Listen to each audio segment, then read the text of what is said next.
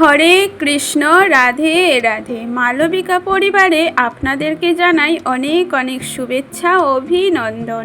আজকের আলোচ্য বিষয়টি হচ্ছে মাঘ মাসের বৃহস্পতিবারের লক্ষ্মী পাঁচালী। শ্রোতা বন্ধুরা, পরিবারের কল্যাণে অবশ্যই একটিবার শুনুন এই ব্রত পাঁচালী। তাহলে চলুন বন্ধুরা, শুরু করা যাক মাঘ মাসের বৃহস্পতিবারের লক্ষ্মী পাঁচালী।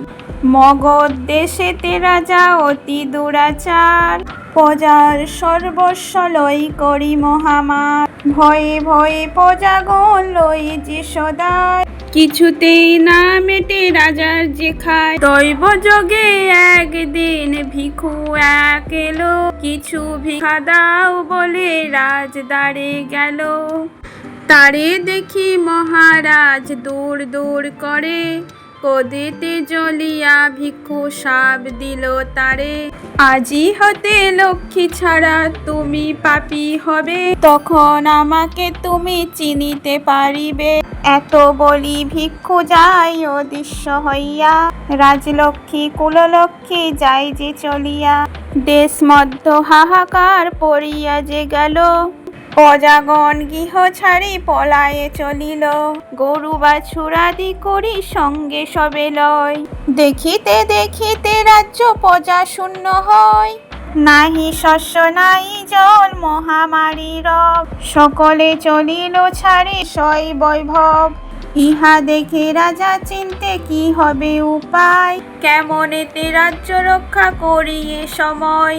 সেই কালে মনে তার হইল উদয়, ভিক্ষুকে করেছে দূর আমি পাপাশয়। অতি দর্পে মজাইনু নিজ রাজ্যপুরী, লক্ষ্মী ছাড়া দেখি প্রজা ত্যাজে নগরী। অন্ন নাহি বস্ত্র নাহি পালি কিসের প্রজা, কেন বা হইনু আমি এ দেশের রাজা। সে ভিক্ষু কেহ নয় প্রভু অন্তর্যামী, এই রূপ হইল যাহা আমি কি বা জানি। এত চিন্তি মহারাজ কাঁদিতে লাগিল, রাজ দুঃখ দেখি ভিক্ষু তথায় আসিল। ভিক্ষু বলে অরে দর্পী মজ অহংকারে, বোধিতে এখনই পারি আমি যে তোমারে।